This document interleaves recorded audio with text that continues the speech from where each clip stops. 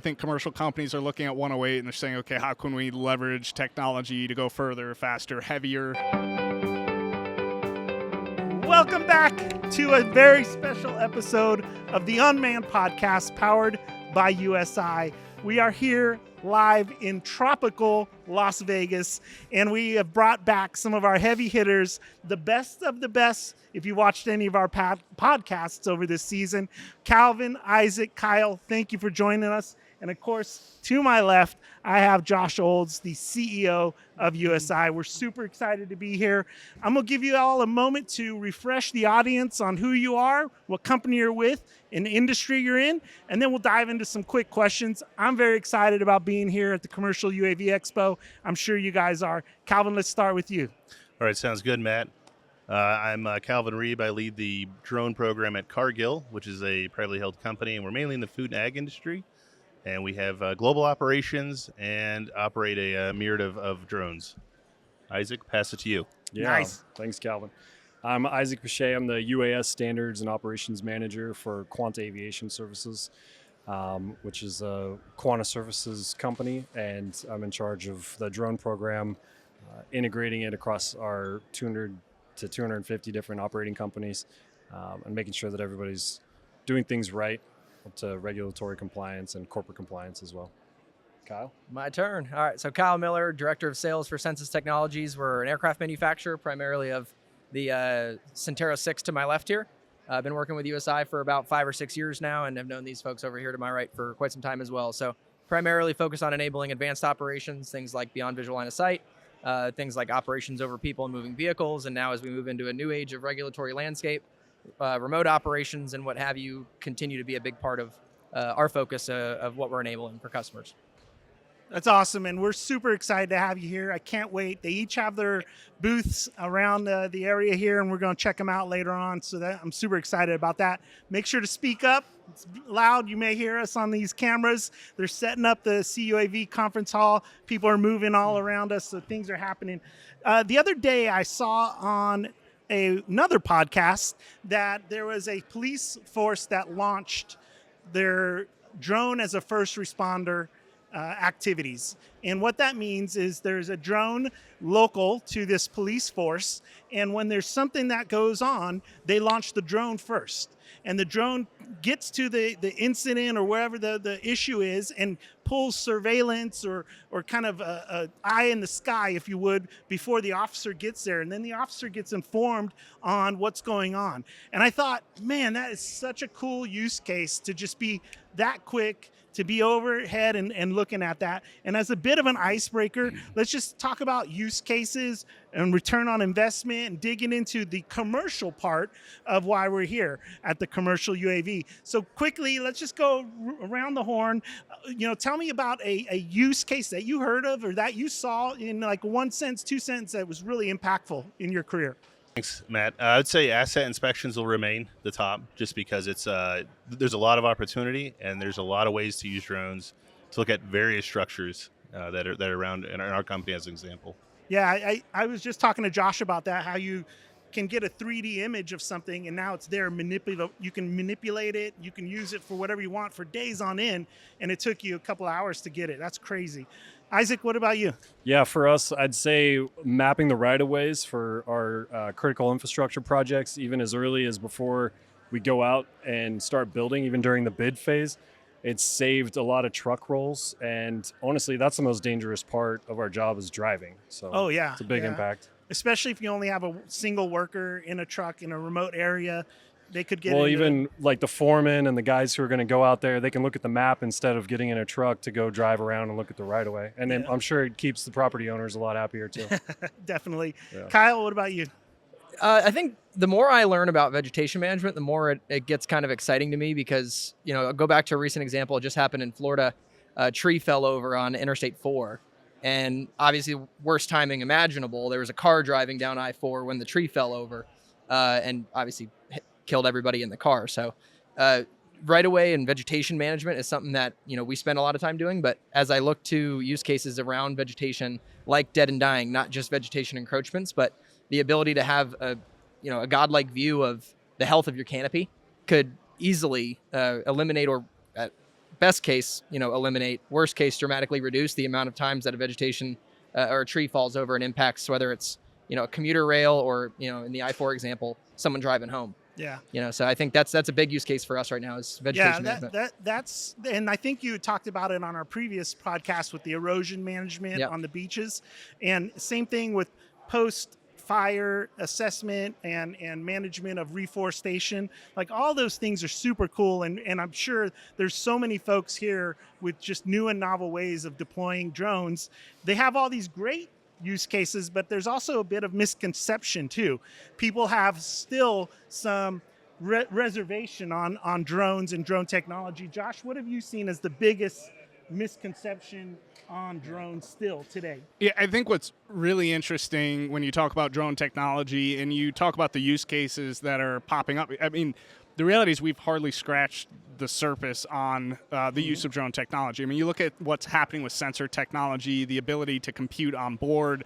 You look at what drones look like today versus what they're going to look like 3 years from now, and they're just rapidly evolving. So when you talk about public perception and like what are misconceptions of drones, I think today it's that most drone technology are completely autonomous, that they take very little human interaction. And it's this conversation that we really get into when we talk about Part 108, but is that human in the loop versus human over the loop? I think a major part of public misconception are these drones are flying themselves. There are no human pilot component behind the controls. And I think that I would say that's the biggest misconception. And eventually we may get there where we have these highly autonomous systems, and there is autonomy in them, but they're just not fully autonomous like you see on the movies. We're not there yet, and we may be there in a few years, but right now we still need to have that human in the loop involved in the operations. And I don't think that's a bad thing. It's just something that we need to think about what that looks like today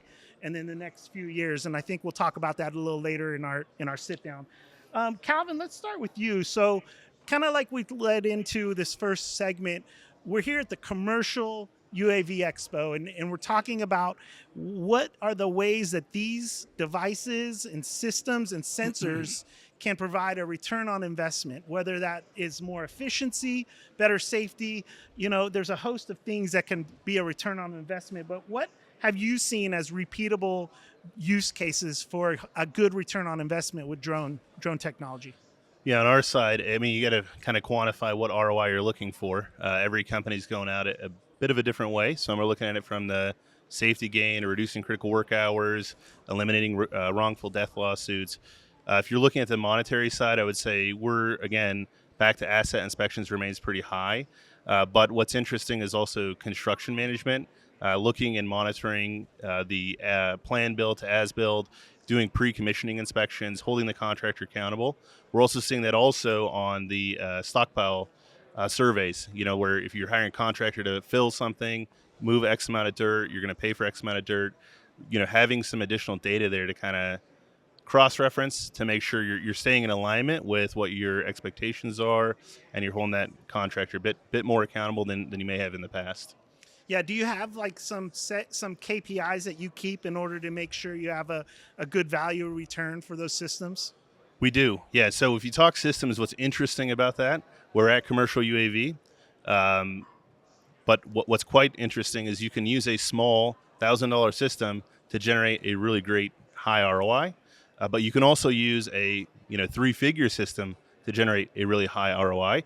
It just goes back to tailoring to what you're trying to achieve, the mission, the use case, efficiencies. Obviously, you're not going to be using a small quadcopter to map out, let's say, a couple thousand acres. You might be looking at something similar to what's to the left of Kyle over here. And the other thing about KPIs, not trying to go on a rabbit hole there, but on the KPI side, we're really focused in three areas.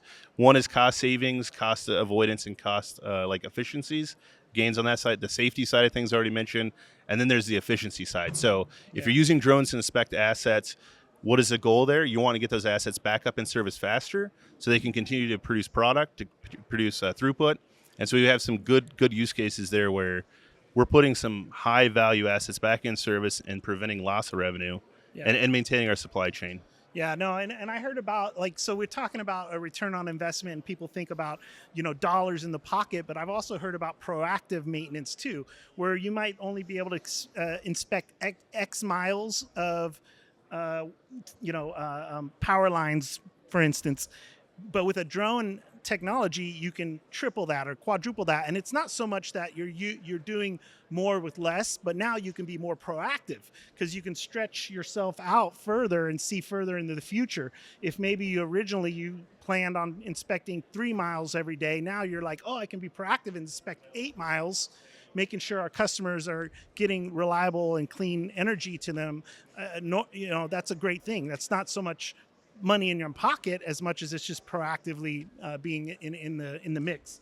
Isaac, for you, how has drones tangibly reduced risk? Calvin hit on it just a little bit, but I want to unpack that a little bit more. Like, how do these systems here help you reduce the risk that you're exposing your workers or contractors to?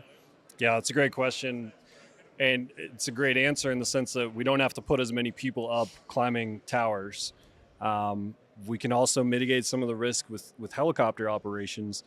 Another use case that we get into is rope pulling with drones, and it's a super dangerous operation. The risk level is very high for helicopters, but when you swap it out for a drone, it becomes much more palatable and much less risky. So, not having people drive and look at the area as many times, like I mentioned before, is a huge risk avoidance for us. And it also goes back to us, again, with cost avoidance, like Calvin was saying, we can capture things that save a catastrophic instance from occurring before they happen. Yeah. And as a helicopter guy, I'll advocate for our helicopter folks. It's more fun flying a helicopter, Sure. but I see what you mean. It's a lot more expensive to get a helicopter asset up there than it is to get a drone asset. Well, and we fly like 77 helicopters, I think, across Quanta Aviation, and there's also a handful of aviation service providers that we work with that we've vetted and audited and are on our short list. And it's hard to find enough helicopters in the industry for the demand that's out there right now, too. Yeah, no, that makes sense. And with the drone technology and the price points that we have, you can find a solution that probably fits you well. You might be overwhelmed by the breadth of what's here and what's available. There's a bunch of teams out there that can assist, and you can even rely on these industry SMEs to help you guide into the right asset for your particular needs. I'm sure that will help. And I know Kyle's really good at driving folks into the right asset and the right tools. And the question for you is, like, what's a realistic cost of ownership? And I know not just your Censys Technologies, Centero, but maybe you can paint us a picture of what does it cost generally to have drone technology in your service? Well, I'll answer that in a couple ways. So going back to a ROI/use case question that you asked before, one of my favorite use cases we are so far on the opposite side of, and this answers kind of your question you just asked too, all in one, hopefully. With a couple $100 interior type aircraft, you put your goggles on, a SWAT team can send it into a building and clear the building before humans go in. That's right. That is one of my favorite use cases for drone technology, and it's very far removed from this thing. So what's your ROI on that? Well, what's the return on a human's life that wasn't put at risk going into a drug house or whatever, to execute a search warrant? Yeah. What is the ROI on having an eye in the sky before that search warrant's executed to see if there's a person in the backyard with a gun or a dog or whatever it might be? You can't put a price on those things. It's very hard to. Yeah. So, and what's your cost of ownership to achieve that ROI in that scenario? Probably $500. So all the way up to, could be $500,000 for a system like this with some LiDAR technology or, different types of payload technology on board to achieve the types of deliverables that are valuable to either you as an internal asset owner or, in Quanta's scenario, they're actually both. They're an asset owner and a provider of all different types of engineering services and contract construction services and things like that. So that answer is, all the way from $500 to 500,000 plus in total in terms of cost of ownership. And then of course you have, labor costs and insurances and things like that. But one of the things, and Isaac and I are going to have a lot of overlapping answers today because we do a lot of the same things for a lot of the same people in some cases. But reducing the cost of truck rolls and thinking about an ROI from a really, really large scale inefficiency is essentially the overall cost of a truck roll for a utility throughout the cost of a year or throughout the time period of a year. For a big utility with a big service territory, they could be looking at 1 million roll events. And drones certainly aren't going to eliminate all of them by any stretch of the imagination. They're not going to go do meter work. But if you reduce 5 to 10% of those truck rolls, you're talking about $25 to $50 million for some of the biggest utilities in the country. And sheepishly, I'm shaking my head as if I know what a truck roll is. I don't know if our audience does either, but if you can briefly explain let me let the $1 billion utility guy answer that. Go ahead, Isaac. It's just when you roll the truck out of the parking lot and you go look at something. So every time a truck rolls out to do an inspection. It could be a bucket truck doing line work, or it could just be a foreman that wants to go get a closer look at a survey point to make sure that where they're going to build that tower is correct. But you could use that same logic. You could use that same logic in really any industry. You look at the 911 kind of component where somebody calls 911. I mean, those fire trucks rolling, we've got one near our house actually, and when that thing rolls, you hear it, and it's rolling a lot. The number of reduced truck rolls leaving the fire station when you could put a drone over top to see is there actually a fire that needs responded to. Yeah. No, and that's super interesting. And for our audience, we'll try to stay out of the jargon sometimes or explain it the best we can. But a question for you, Josh, is what do you hear is the biggest implementation hurdle folks deal with when they go, hey, I want to use drone technology, but I'm running into these headwinds, whether it's permissions, weather in the environment, maybe a union issue or something. Like, what do you see? I think it's very different, and what's interesting is by industry cluster too. I think the challenges in different industry clusters, sometimes it's personnel, sometimes it's finding the right talent, depending upon the type of aircraft that are being flown.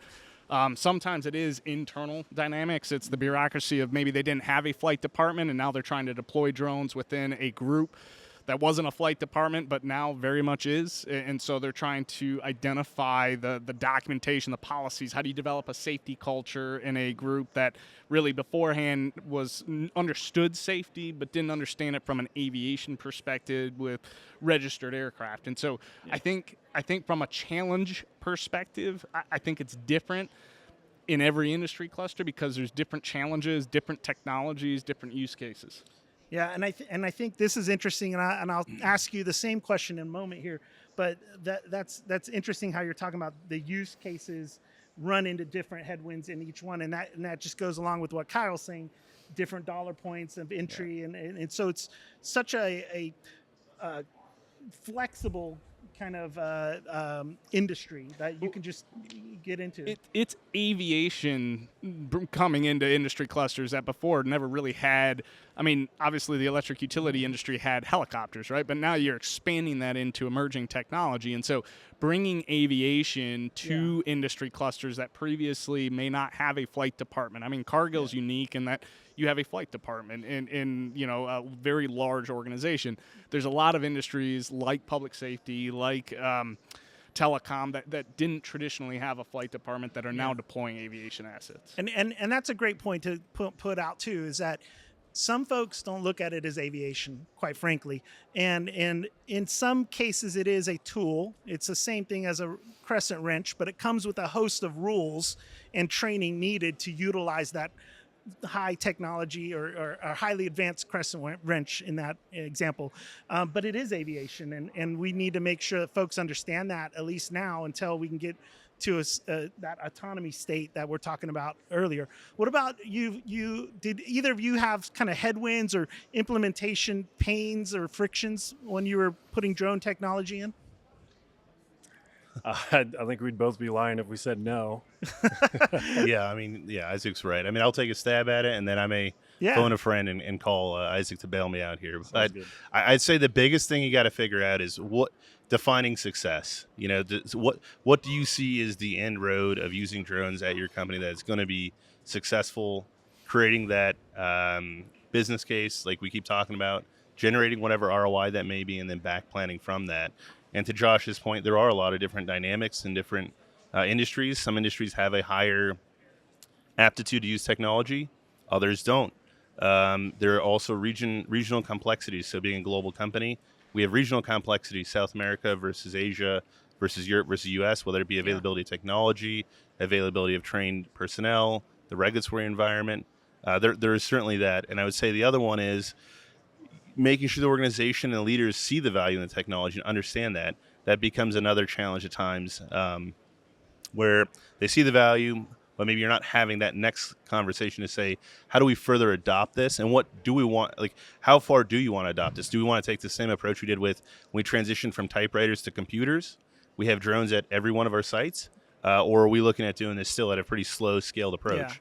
Yeah. How important is that quantifying for the executive leadership? I mean, when you talk about like executive buy-in, how important is quantifying that ROI to that conversation? So I think it's extremely important for two reasons. One, you may stay in an R&D phase the rest of your life if you can't figure out how to crack that nut. And you will literally have a program that sits there in an R&D state for an endless period of time, and you're not getting the adoption you need. So that's one. Two is going to, and then the second kind of ties into that, and that's going to be the funding piece of it. So if you can clearly demonstrate that there is value being generated by this technology, whether it's protecting your people, whether it's the cost savings, cost avoidance efficiencies, typically you're going to start to see executives say, hey, I'm going to fund this. I want to grow this. Now let's talk about a strategic roadmap on how to get there. And I think generally speaking, the industry folks get it. You know, Correct. it's easy for us to all understand it and see where those advantages are. And that's the problem, right? How do you kind of tailor it and put it in the executive language and terms, because we'll just geek out about it all day long and sit there and go probably way down into the weeds. And then pulling out digital surface models and showing them how you can do flood management and all this other stuff, and they're like, okay, hold on, let's back up to the 40,000 foot level, and really talk about how this is going to help our whole company, not a particular use case. And I think the other thing just to mention is back to the kind of business clusters. Some businesses have 2 or 3 really well-defined use cases, and their competitors have those as well, and they're continuing to evolve those quite quickly. So you start looking at new use cases or companies that haven't gotten super ingrained in using drones. You've got a lot of pavement to lay to keep building on that, whether it be for developing the technology, developing the people, the processes. It's variable. What about for you, Isaac? What headwinds did you guys run into, or any implementation issues? Yeah, a lot of the same things that Calvin had said. The adoption struggle is real. People seem to be either on far one side, where they just don't really want to adopt, or they kind of tend to think that drones can do a little bit of everything, and you have to taper expectations, while at the same time kind of playing that R&D hat. And you're trying to provide the services to your companies and your clients that they're asking for. And in their mind, they hear drone. So it's everything from NDT to thermal to LiDAR. And then visual inspections. Those are all separate subsets of the industry, that there's entire companies that are decent sized companies that specialize in just those use cases. What do you mean this one sensor can't do all those things? Exactly. Yeah. So there's been challenges over the years. Technology used to be a big challenge. Not so much anymore nowadays. Maybe more in the United States if we go into a more NDAA arena.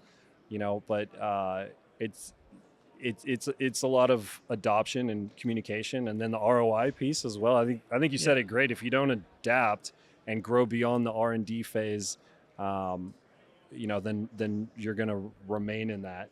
So and then you just keep churning and talking about the same things over and over again until you can convince the decision maker to get on board and actually say, hey, this is a good investment. So the buzzword here at CUAV is going to be 108. And if you haven't watched our 108 extravaganza, we have a great kind of surface level dive. I won't call it a deep dive into 108, but then there's a host of other folks that have been talking about 108, and all around here at CUAV, it's going to be 108 BVLOS and the what's coming next. Kyle, this Centero is known to be a BVLOS king. We, love the vehicle and the technology, but in plain language, we don't want to deep dive. But what did 108 get right, and what did 108 get wrong? Well, I think so I'll start with what it got wrong, and this is, my opinion after reading it. And one thing that it doesn't do a good enough job about so far, and again, it's not final rules, so there's still time for change and kind of some adaptation to what's proposed, there's not a super good carve out for population density specific to utility operations. I don't know if you tend to agree with that Yeah. as well, but that's something Yeah, we're talking about a absolutely. lot right now with all of our utility clients and encouraging public comment. They have till October 6th, so a little over a month now. They have to make those comments, but under 107 waiver, the population density thresholds were really flexible for, especially for right-of-way operations, because typically where are there no subdivisions? In a transmission right-away. Yeah. You're not worried about flying over densely populated areas if you're tracing that right-of-way. Yeah. And if you're flying over roads and moving vehicles, people and moving vehicles, hence roads, your overall risk profile is pretty small. And I think that's one thing that the FAA started to get really, really right under 107 waiver, right up to the point we're at now. And there's a lot of lessons that have been learned and a lot of potential risks that just have never been present that I think should ultimately be injected into rulemaking. That was the whole point of these waivers, was to build data on strong safety cases, viable risk mitigations, balancing, capability per dollar with safety per dollar with overall societal good versus aviation risk, property or ground risk, air risk, all this stuff. We have 8 years of waiver history? Yeah. Not just Censys, but as an industry, we have 8 years of waiver history.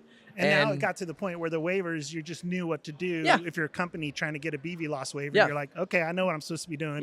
These days, there's a lot of people flying BVLOS, all different types of vehicles, and we're all still here.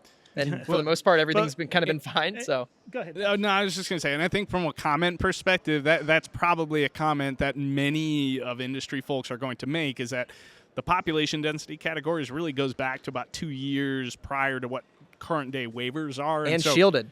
It's shielded too. Shielded going back which- to 50 feet is what's proposed, but there's operations up to 200 happening across the board and with so ADSB. it doesn't match. Yeah. And I think that's the piece is it doesn't match where we are with waivers, and so it's almost like we're taking 2 steps back to move forward again. And so there needs to be an equilibrium with the final rule that aligns with current day waivers, Yep. because that's where we're at, and it's working really well. Yep.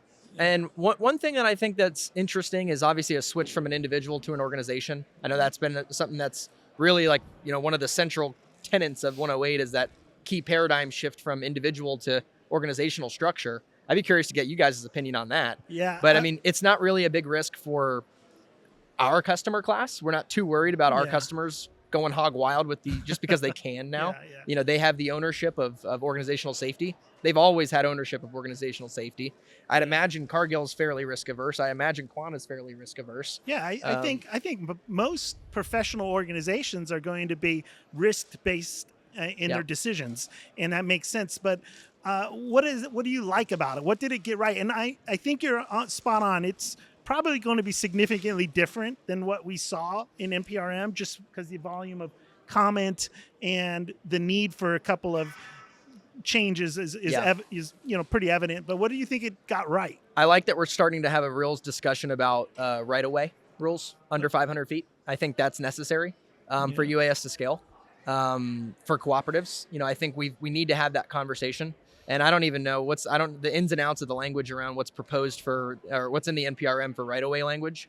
I think it's really, really critical that we're having that conversation, because that's what makes shielded operations so beneficial. Is for the most part, your air risk is pretty minimal. Being 100 or 200 foot off a structure, pretty minimal, unless you're doing a lot of utility operations as well. But then you have an ability to deconflict that. So where there's a will, there's a way, and shielded operations became a really big boost for the industry. And now we're having to have a serious conversation about right-of-way rules. That's what I'm excited about when it comes to Part 108. Yeah, it's going to be interesting, and especially, Quanta has, crewed and uncrewed assets, and they do a good job of intermixing them. I bet a bunch of utility companies do, but then how do you collaborate with the other utility company, next door to you that may have those same assets operating in the same area? Josh, what did it get right? I think what I'm excited about is Part 146. I think UTM and the ability to integrate in the national airspace is key to scalability. Right now, we're in a pretty segregated airspace. I think UTM is going to provide what ForeFlight does to the traditional aviation world, where you're able to pick up, see air traffic in your region. You're able to self-separate. Again, this is also very much human in the loop, being able to leverage technology to strategically deconflict flight paths. I think that's key to packing drone technology into airspace. So I think integration, it got right. I really like the organizational pieces. I think the best organizations in our industry today are organized on the premises of documentation, record keeping, training. What it creates is an aviation-like entity that's mitigating risk through, again, aviation, 120 plus years of blood, sweat, and tears that drives that safety principle.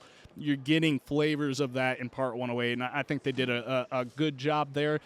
In some areas, maybe a lot of documentation in terms of the record keeping requirements, but that fatigue management, some of the rules around fatigue management, again, which I'm interested to hear from our utility friends, because that might have a big impact on you as well. But I agree. I like it. I don't think it's a bad thing to have some fatigue rules. I mean, it's very taxing to be responsible for something as complex as some of these, aircraft that are today. But Calvin, what do you see, good or bad first? And then second question for both you and Isaac is, what do you see as the most, the 108 rule will have that biggest impact for your use cases? What do you think is how's that going to look? Yeah, so a couple different questions there, but for the good, I would say similar to Kyle. Like, at least the FAA has now released it. We're having the conversation. Yeah. We're going through the process. We're in the comment period. We're trying to get, again, as Josh also mentioned, get this rule or proposed rule caught up to where we are today. I think the disconnect between what we're doing in waivers and then taking those capabilities away with a old Part 108 that's been sitting, on a shelf for a while. Now we're out. I think that's kind of the bad, right? And the other piece is just the lack of, and this is similar to Part 107, but a lack of intertwining to other regulations. So you talked about the fatigue piece. So can you run a guy all the way to the limit in Part 108 and then the next day say, well, now you're doing all Part 107 ops, right? Like, from an organizational standpoint, having a good fatigue risk management system and SMS system probably wouldn't do that. But the way I interpret the regulations today, that's something you can do. So it's interesting because it's not following like Part 135 necessarily, Part 91. So there's going to be some heartache for sure, and I'm hopeful that the FAA does listen to the industry via the comments, and there's some rework there for sure. What is it going to unlock for us? Well, it just unlocks efficiency, really, at the end of the day, right? So that's what BVLOS has been known for, is just that efficiency of using the system as designed and getting out there and covering as much ground as you can, not setting up, bringing the aircraft down, repositioning, bringing it back up in the air. Yeah, you're really creating efficiency, and the more data you're collecting, typically the better you are as with that ROI again. Yeah, I think about starting to plan ahead, so you'll be able to strategically place assets further out too. Right. I've talked to one operator, and they have 600 miles of electrical line, and now they'll be able to put drones in those locations that are really, really way out there, and you'd have to schedule it on the calendar 6 months in advance for a truck to drive out there for a week or whatnot. I think that's where this will be a really good kind of ignition on that. Yeah, and my last comment would just be that the human in the loop, I think, is an interesting one that they've tried to pull out of Part 108, saying rely fully on automation. I just don't see that happening, because there's a lot of use cases back to asset inspections where you want somebody on the controls. They need to get near some type of a structure. Maybe they don't have good line of sight. So I think that's going to be, for me, that's our biggest heartache, is going to be that one. That's one of the biggest areas for us. Yeah, and it's interesting to that, because I was thinking, well, you would just maybe stay 107 with some waivers for those individual cases, but then they said all the 107 waivers are going to go away. Yeah. And so that is one of the things that needs to be massaged as well, and think about those use cases. How does that apply? What does that look like under 108? Isaac, what about you? What's good? What's bad? What do you think? Yeah, the waivers thing that you mentioned was something we touched on when we spoke one-on-one before. It's kind of unfortunate that they won't allow for any waivers, because there's a lot of kind of middle ground that can be filled, I think, if they allowed existing waivers to continue. What I don't like about it, I think that ADS-B should have been a lot more of a focus, and especially part of, and what I do like is kind of the weight restriction going up to 1,320 pounds proposed now. So I'll tie them both together, I guess. If we're going to be flying aircraft that go up to that size, why aren't we requiring ADS-B, especially if it's beyond visual line of sight? I mean, from our perspective, flying in the right of way is not any safer than flying out in an open field because that's where all of our helicopters are operating. So our pilots fly with ADS-B. We use ADS-B trackers and we're monitoring it when we're flying the Centero, constantly looking for ADS-B signatures. It would make sense to me for them to have required it on the aircraft that are flying beyond a certain mileage, 5 miles or 10 miles or something like that, or above a certain weight limit, above 55 pounds maybe.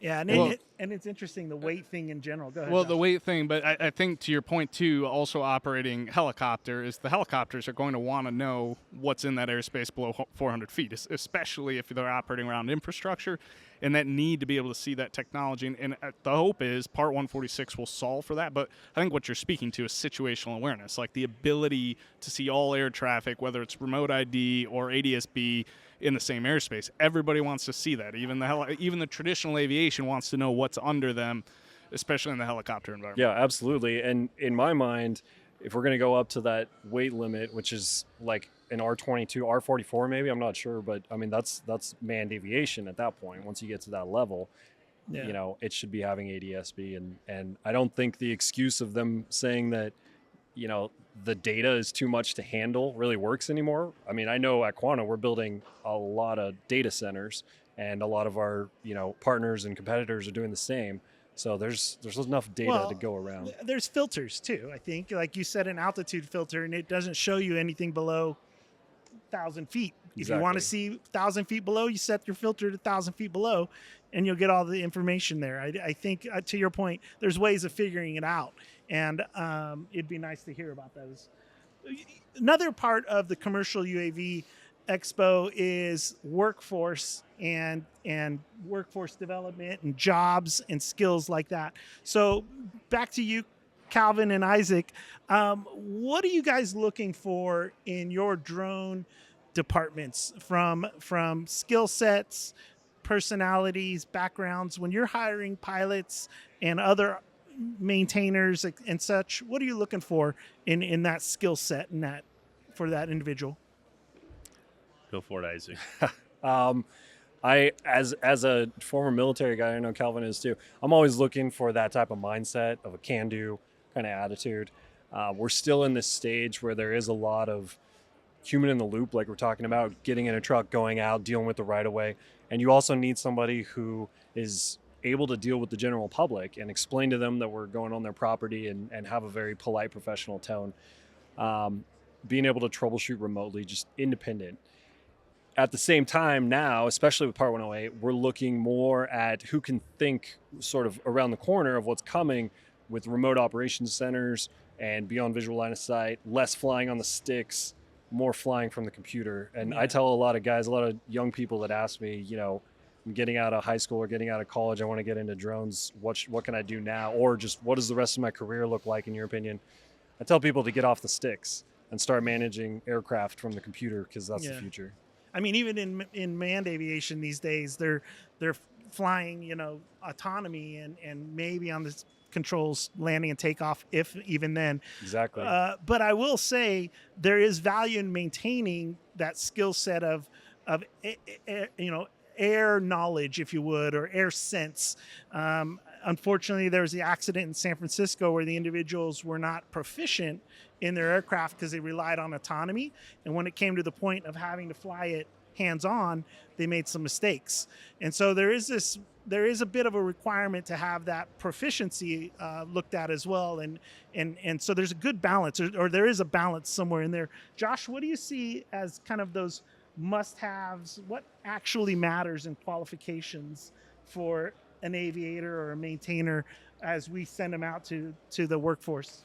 Yeah, I mean, obviously at USI, this is something that we put a ton of emphasis and focus on. But when you look at what 108 will become and you look at how many aircraft are going to be in the national airspace, maintenance technician skill sets and not a full-fledged A&P is going to be necessary to keeping the aircraft operable. It's that repeatable, sustainable operation from a skill set perspective, and Isaac just nailed it, is that automation management and understanding automation dependency and fatigue management. And again, this remote split ops conversation that we're starting to have with Part 108 is evolving the skill sets. And that's what I would probably describe it as, is we under 107 focused a lot on psychomotor skills, but as we transition into what 108 is and BVLOS and remote split operations, we're now monitoring and operating equipment remotely. And what does that mean is we're looking at computer screens. We're managing automation, potentially one-to-many, and so you're introducing new competencies, new skill sets into the operation that you still bring all that goodness from aviation when we talk about crew resource management and aeronautical decision-making, but it's now brought in a very different way into the drone industry because it's being deployed differently than how it's traditionally been deployed in Part 107. Yeah, and that's super interesting because the one-to-many thing is a bit not concerning to me. I mean, I think it can be done well, but in concert with the folks that might not have that aviation background, that's where I get a bit concerned because they have to have this sense of what's going on, and now you're responsible for 20 aircraft or more. And what if there's an incident over here in the North 40 and now you still have 19 aircraft you have to manage and that incident? Well, and I was just going to calm your nerves a little bit. So obviously we don't have any approvals for yet. What's one thing we're working on now is the safety case for not, 1 to 50 of these, but 2 to 2. Yeah. We're going to start there at 1 flight crew, 2 humans operating multiple aircraft at once, where it's really 2 for us to start. And you still have, let's say you have an off situation occurring with aircraft 1, you still have someone monitoring normal operations happening with aircraft 2 while aircraft 1 gets sorted out. So really, it's starting 2 to many or 2 to a couple, and then scaling that over time with, again, data-driven safety cases. Well, and the technology's been there a long time. It's a one-to-many is not a new concept. Correct. I mean, the DoD's, again, flying, operating multiple aircraft at once from one control station that technology's been there a long time. It's commercializing it that's key. Yeah. Yeah, I think when I hear one-to-many, I kind of think of the way the drone industry was in like 2014 and 2015, again, where it's like the drone can do anything. There was a meme where it was the guy with the Flex Seal like slapping it on a leak and it's like drones. I think that same type of thought process looking back with one-to-many, the technology's there, it's possible, but the integration, is going to take a while. I mean, for instance, if an aircraft, you're flying a large aircraft and you have an instance where something goes down and you only have 1 or 2 people and you're flying 3 or 4 of them and another one goes down all of a sudden and then the other one, goes into a DAA loop or something or just has a software issue, I mean, you're in trouble at that point. So there's some real problems to solve. And the good news is air traffic control operates the same way. It's load shedding. You're managing all these aircraft and one aircraft has an issue. You have the ability of load shedding. The concepts are there in aviation. We've seen it, but now it's how does that look inside of the drone world where we're operating from a control station and all this? How do we load shed? And what does that look like in practice? Like what is safe? And that's the data we don't have that we need in the commercial markets. Yeah. So we'll move on and we'll talk about, for this next segment, kind of what we see in the next 12 months, 3 years, 5 years, and we'll kind of talk about a little bit about the future. I see myself being down $150 by the end of tonight, here in Vegas. Maybe I'll be up, but, so let's start with my one-day forecast. But really for you three, what's on the hiring forecast? Next 24 months hiring. Do you foresee yourselves hiring, looking for some more folks to come into that drone department? Kyle, we'll start with you and go down the line. Yeah, sure. So what we're bringing on right now is a lot of different engineering talent, specifically engineering talent associated with, different mechatronics or mechanical engineering, electrical engineering. Not only for the aircraft, but for the dock systems. We're talking about remote ops. How do you do that? Through the dock system. So that's a big part of kind of where we're going over the next 12 months. Okay. Even closer, more that 6-month vision, that 6 to 12 month kind of roadmap for us is getting the dock system started and into the field to start beating the crap out of and start field testing MVPs in order, minimum viable products to start to iterate rapidly on that dock technology and do large networked operations, even with a single aircraft, being able to bounce around from dock to dock and capture all different asset classes. Yeah. You know, between roadways and waterways and overhead transmission and distribution. That is our next kind of 6 to 12. Doing some stuff on the regulatory side. I know Rob, our regulatory affairs director, has finally been authorized to bring on some, bolster his war chest a little bit. He's been cranking the safety case thing for quite some time on his own, along with the rest of the team. But he's starting to build up that team a bit. So a lot on the engineering and regulatory side. And then we've already hired on a bunch of pilots as well, because, one thing I think that we're doing a lot better of now than I could say at last year's CUAV, for example, is we're in the field a lot with our customers now, because we have the resources now to do it as a company. We have more pilots, we have more time, we have more money, we have more planes, we have more everything. So we're able to support customers through, a wide variety of requests. For the first time, it's been tough over the years to manage everything, because there's a lot of demands on flight resources, especially. So. Yeah, shout out to Rob. He was on our 108 deep dive. So, again, back to that one. Watch it if you haven't watched it. Isaac, what about you? 12-month, 24-month plan. Are you hiring? What are you looking for? Yeah, we're still hiring a lot of just guys on the sticks, pilots. Like I said, it's a bridge getting there from where we are now. But looking forward 12, 24 months, remote operations, people who have, a comfort level operating remotely from the other side of the country, whether it be docks or physically deployed from, a lineman somewhere out in the field, really leveraging that beyond visual line of sight, satellite-based type of operation center. Yeah, Calvin, what about you? 12, 24 months hiring? Also one thing I want to call out is I think from an industry perspective, with Part 108 being out, I think that's going to help be an energizer to, creating some new jobs. And just as a reminder, Transport Canada's had their BVLOS out for a while. Takes effect in November of this year, actually, November so 4. It's not too far away. So I think sheltered operations, not shielded. That's right. So different terminology, but words have meaning. And at the end of the day, I think so the BVLOS stuff I think is going to help. I think the dock solutions are starting to drive some stuff. But for us, what we are doing as of lately is kind of re-entrenching on our use cases and our priorities of our company. I think that regionally we are looking at building a team in APAC, and we're looking at building a team in EMEA, and as well as just exploring new use cases. So we're in a little bit of a holding pattern to an extent, but I do see in the near future that we'll definitely be needing to hire some folks and adding to our inventory of personnel. Yeah. Josh, what about us at USI? At USI, 108's a catalyst. To Calvin's point, I think commercial companies are looking at 108 and they're saying, okay, how can we leverage technology to go further, faster, heavier? The 13, the Group 3, for all intents and purposes, that big aircraft, that's a Cessna 172. When you start talking about drone technology that's that size, that can carry cargo, it can lift heavy things, you're now talking about the ability of removing a crane from a construction site, from a...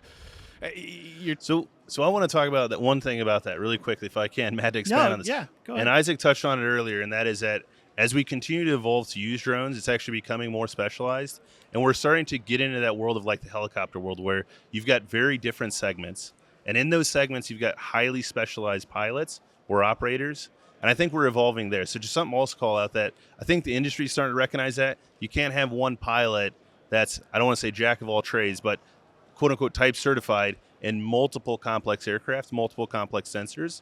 So I think that's going to also be a driving force for additional workforce needs and development. Just something I want to call out. We're starting to find that we're really hitting the limits on some of our personnel, asking them to be experts in LiDAR and UT and thermography and motion amplification. That there starts to be limits for sure. So I think that will also be a driving force for needed personnel. Yeah, and that's in most of the trade industries. I mean, you're not going to, of course, most folks that are good at plumbing have some understanding of, wood flooring or carpeting, but each has their specialty and they're really, really good at that thing.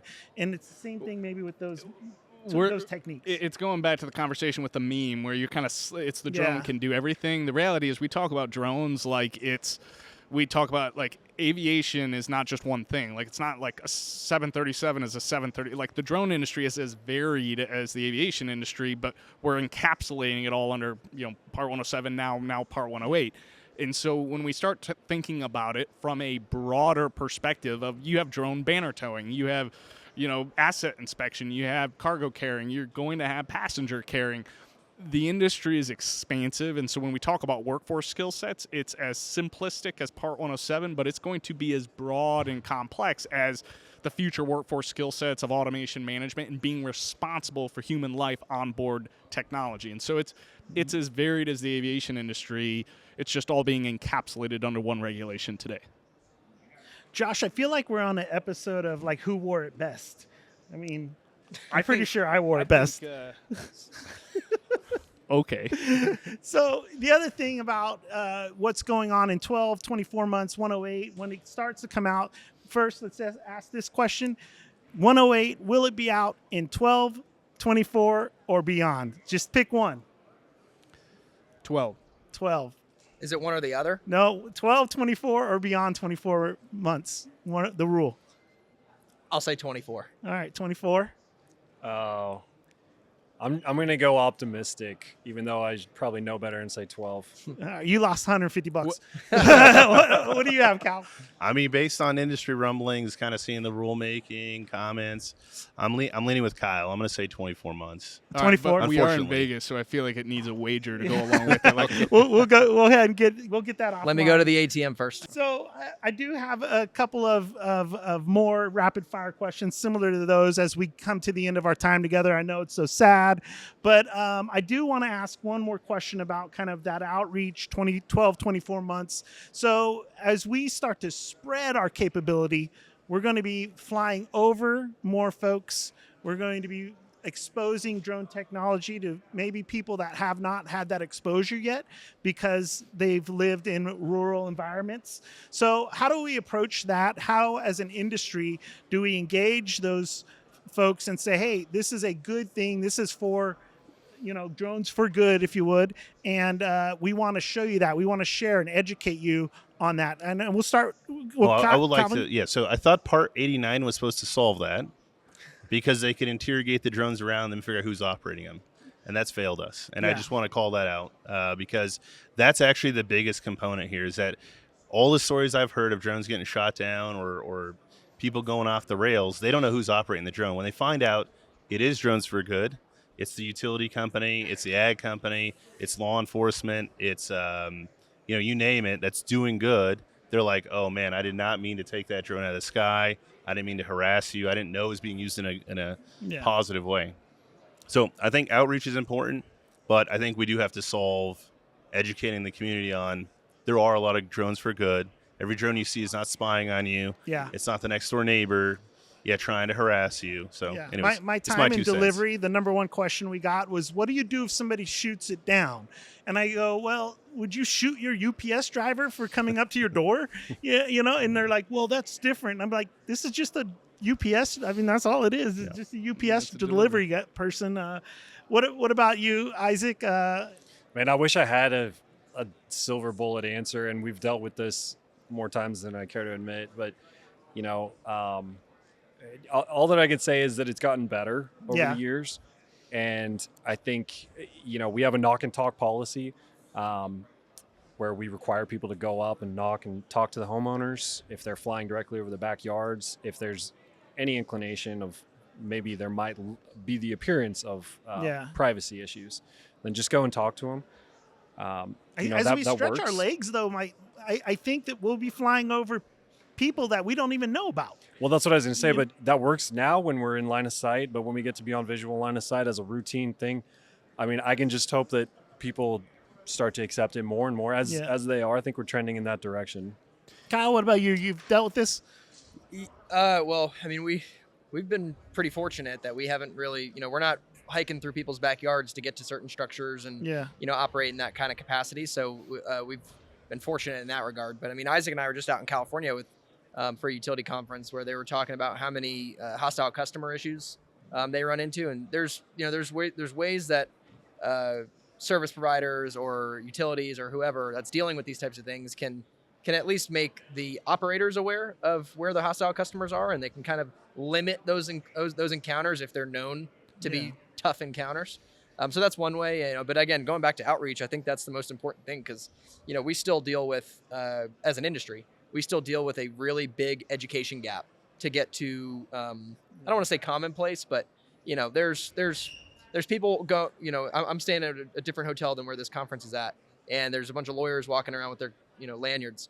I guarantee you bring that whole conference over here, they have no clue what any of this stuff is. So there's a really big education gap still for the, you know, in terms of getting everybody to a commonplace understanding of what the technology is doing. And that's where that outreach comes in. Until people understand that, you know, that LiDAR sensor on board is not looking at your wife in the pool, you know, it's flying power lines. You know, that there's going to be that constant struggle. Yeah, you may have a wire figure of the person, but Well, and another thing that we do with all of our utility partners, whenever we go into a larger project where it's going to last, you know, a while, we're going to fly over a lot of backyards, is we ask them to send out whatever notification method they have. And a lot of them are great. They have text message notifications, email, phone, whatever, robocalling. It's like a lot of that doesn't get through. I don't answer robocalls. I try not to, at least, but I answer emails. And I'll also say before we get to you, Josh, that like for our audience and those watching, if you're questioning or wondering about a drone flying over and you can find out who's flying it, they have no issues of showing you behind the curtain. There's every one of these panelists and most 99% of the folks in the industry will happily show you their operations and explain and answer any questions you have. It's just don't start aggro. Let's just ask the questions and try to introduce yourselves, and you'll get those answers. Josh, what were you going to say? I was just going to highlight that right now drones are an amazing thing. You talk about drones in any educational classroom or any new community, and it's an amazing technology. I mean, we live in this space, so it becomes commonplace. There is coming a day where it's going to be commonplace. You know, package delivery is really leading that charge. You see it in the Dallas-Fort Worth market. That's been a key site for 2 years now, maybe more. But when you go into the educational environments there, like they all know about drones because they've been getting Walmart delivered to them for the last 2 years. So it's also about driving commonplace of that drones for good, where right now most folks think about drone technology and it's how it's being used in the DoD or in other parts of the world in not so good ways. And so it's showing how drones could be used for goods. And then to Calvin's point, there's got to be a way for that counter drone of knowing who's flying overhead, because you have both sides. You have good and bad, and it's helping educate the public how you discern. Yeah. Before we close with a few, you know, I guess rapid fire questions, does anybody else have some last comments that they wanted our audience to know or to hear about from anyone? I think everybody, this is probably a more drone-centric audience, so I think it's really important that everybody goes out and comments on the Part 108. Now, this is something we've all been waiting for a long time, so let's try to get the FAA to get on the right page. And I'm not going to say what that is. I know what it is for me, but everybody all together will make a consensus of what the right page is. No, that's a great comment. Make your comments. Every person, every citizen, every person can make a comment. You don't have to be in an industry group. You can just go online to the FAA docket and it'll show you how to make your comments. I think that's a great call out. So again, we're closing here at CUAV. We're super excited. I'm really ecstatic to see what's going on here, but I'm going to ask some questions, and some of these might be hard hitting. Most overhyped drone idea right now? Oh, I have no comment on that one. Come on. Most overhyped drone idea? That's right. Most overhyped. Stew on it. Stew on it for a second. On it, yeah. All right. Most underrated payload or sensor? A sensor that gets no love, but you know it's good. This gets plenty of love, but it's still underrated. It's just your standard 61 megapixel Sony ILX camera. I think is one of the most underrated, but very well loved.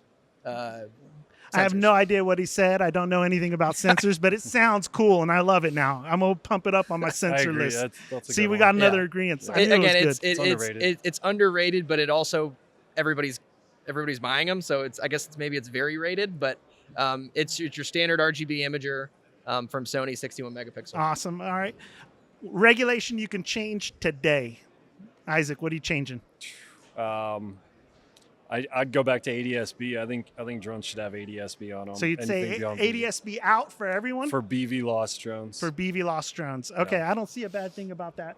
And then, Calvin, favorite mission that you used or have used in your past? Man, I just hate repeating myself, but asset inspections remains it. Whether you're talking about maintaining a salt mine or you're maintaining physical assets, that's it. That's got to be the one.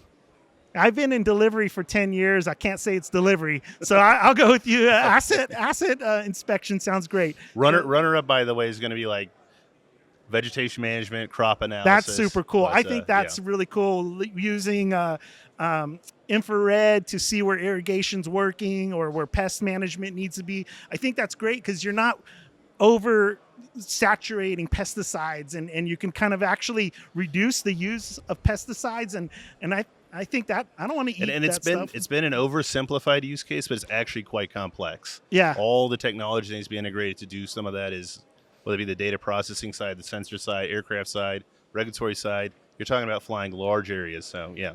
I think there's a lot of opportunity still in For sure. even just in identifying the type of trees and their health visually. Crop I get asked search, that a lot for vegetation encroachment on right-of-ways. If you can tell the species and when it's going to fall over from visual. Oh my gosh. It's a great opportunity. Nerd alert. I mean, I'm in. I love it, but wow, that's some deep talk. I'm messing with you, Isaac. Talk to me, overhyped. Listen, I don't have a good answer for overhyped drone use. Is there a bad use of drones? Hey, I like Flying the way drugs into a prison, maybe. Prison delivery. Prison delivery, not a good use case. What do you think Matt did for 10 years? I gave him a curveball, and he hits it out of the park, Juan Soto style. Hey, awesome. Thank you, Calvin. Thank you, Isaac. Thanks, Kyle. As always, Josh, thank you. And thank you, audience, for being here watching, and we appreciate everything you do. CUAV, we're here having fun. That's a wrap.